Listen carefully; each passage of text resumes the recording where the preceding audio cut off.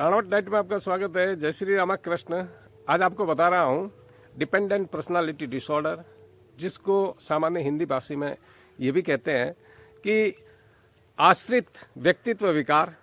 काफ़ी लोग ऐसे होते हैं जो अपने आप को असहज महसूस करते हैं, दूसरों पर निर्भर रहते हैं और निर्भरता की वजह से उन्हें दैनिक कार्यों में बिना सलाह, बिना आज्ञा के कठिनाई महसूस होती है।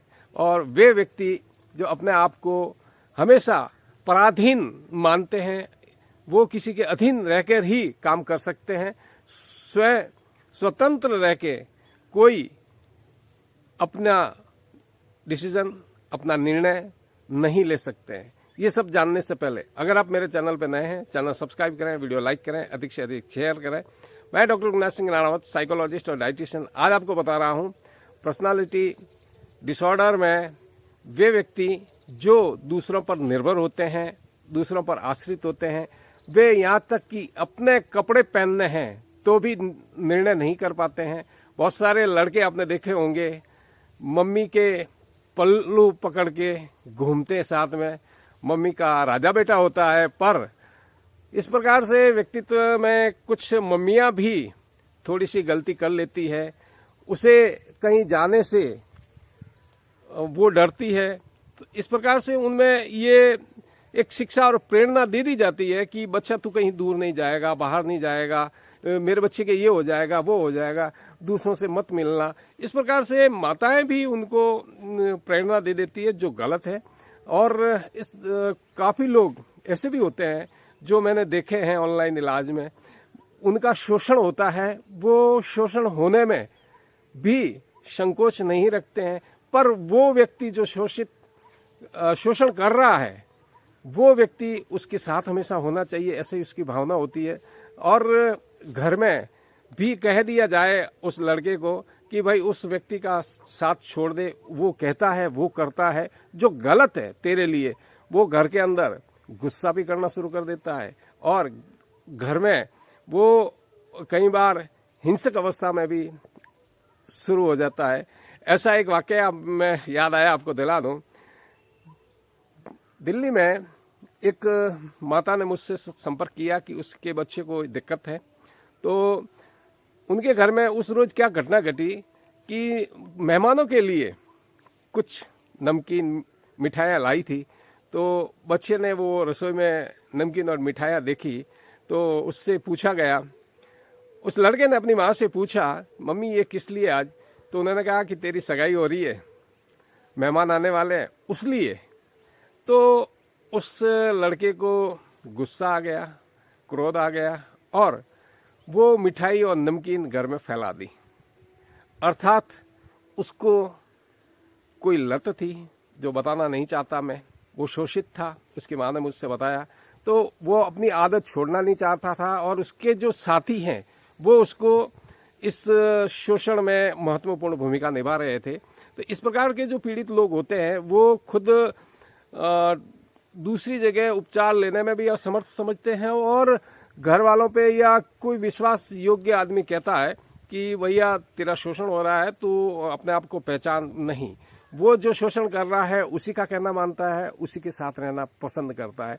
तो इस प्रकार से वो एक हद तक जाने को तैयार रहता है कि मेरी इज्जत क्या होगी नहीं होगी, उससे उनको कोई लेना देना नहीं है, जो उसका साथी कह रहा है उसको मानेगा, उतना निर्भर हो जाता है और उसे खोने का डर इतना होता है, वो उसको खोना नहीं चाहता है।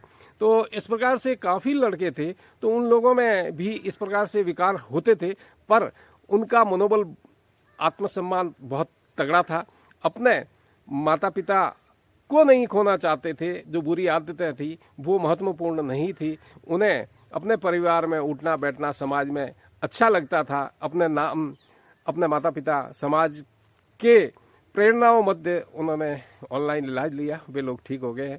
तात्पर्य ये कि इस प्रकार से जो व्यक्तित्व विकार होते हैं उनमें छोटे मोटी हम समाज में एक दूसरे पर निर्भर होते हैं, एक दूसरे पे निर्णय लेने पड़ते हैं, पर हर काम में दूसरों पर निर्भर रहना, जो कहीं पे भी अपनी खुद की परियोजना, अपने खुद के कोई आवेदन, वहाँ पे व्यक्ति निर्णय नहीं ले पाता है। वहां पे अकेले जाने में घबराहट होती है, डर होती है, क्योंकि वो अलगाववाद नहीं चाहता। उसे ऐसा लगता है कि मैं मेरे साथी से अलग हो जाऊंगा, मुझे दिक्कतों का सामना करना पड़ेगा। तात्पर्य ये कि किसी भी प्रकार से वह एक अतार्किक भय में, डर में रहता है हमेशा कि मेरा साथी खो न जाए। कई बार तो ये भी स्थिति होती है पति पत्नी के बीच में, वहां पे भी पति या पत्नी दोनों भी सहन करते हैं कि कहीं हमारा डाइवोर्स न हो जाए, किसी वजह से हमें तलाक लेने की अवस्था ना आ जाए, और तलाक हो गया तो हम क्या करेंगे। तो ये भी एक मानसिक विकार के रूप में आ जाता है। जो उनका साथी, उनके परिवार वाले कोई तलाक नहीं चाहते हैं, पर वो इतनी निर्भरता में हो जाते हैं कि उन्हें ये चिंता और डर सताती है। इसलिए दूसरों के समर्थन पाने में हमेशा उन्हें रहता है कि जिनके वो आश्रित है और जो आश्रित नहीं है, तो वे लोग तो अपना निर्णय ले सकते हैं, उन्हें कोई दिक्कत नहीं होती है। तो इस प्रकार से बहुत सारे विकार हैं, बहुत सारे कारण हैं, इनके टेस्ट हैं। इन टेस्ट से पता चल जाता है कि 40% अगर उनमें ये कोई दिक्कत है तो वो व्यक्ति अपने व्यक्तित्व विकास, सामाजिक पारिवारिक विकास में काफ़ी कठिनाइयाँ बाधित करता है, बाधित महसूस होती है। तो इससे आसानी से निकला जा सकता है।